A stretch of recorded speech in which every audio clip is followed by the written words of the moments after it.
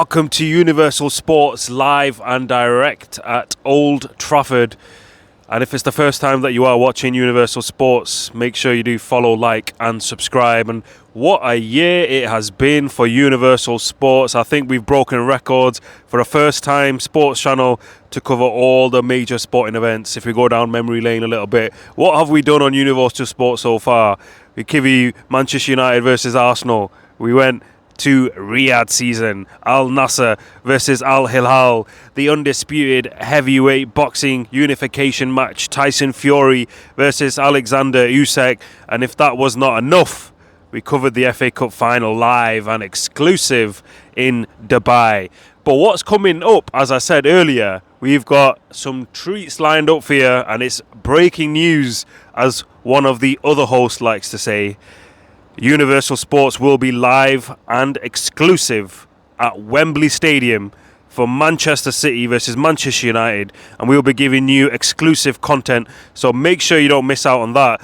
But it's not only football that we're interested in here. Recently we were at Wimbledon outside Centre Court, but now at the end of the year, another one to mark on your diary. Universal Sports live and exclusive, Riyadh season part 2, baby. Usyk Fury rematch will be live on Universal Sports. So like I said, a lot to look forward to, but what about the here and now?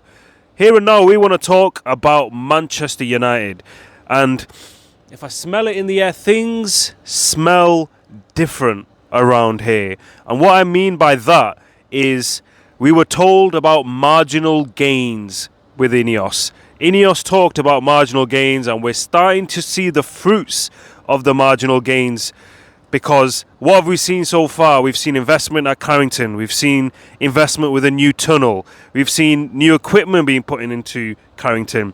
Everything's starting to feel different, everything's starting to look different.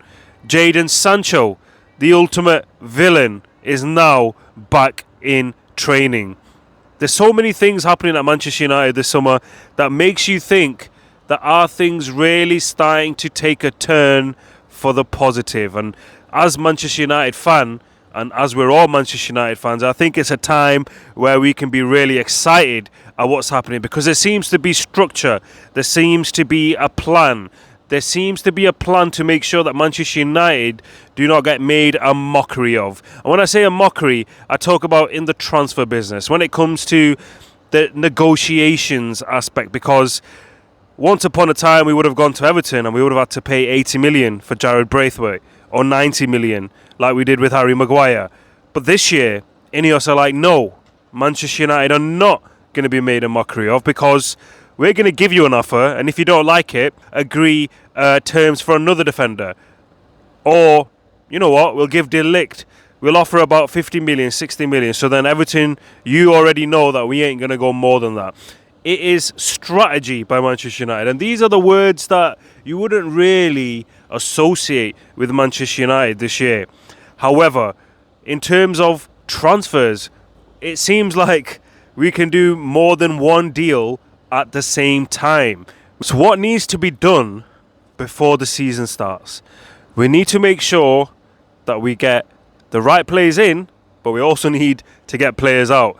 And Ineos's new ownership, their new structure, one of the key performance indicators of how we're going to see it or how we're going to perceive it is the ability not only to buy, but the ability to sell. So what are we hearing at the moment?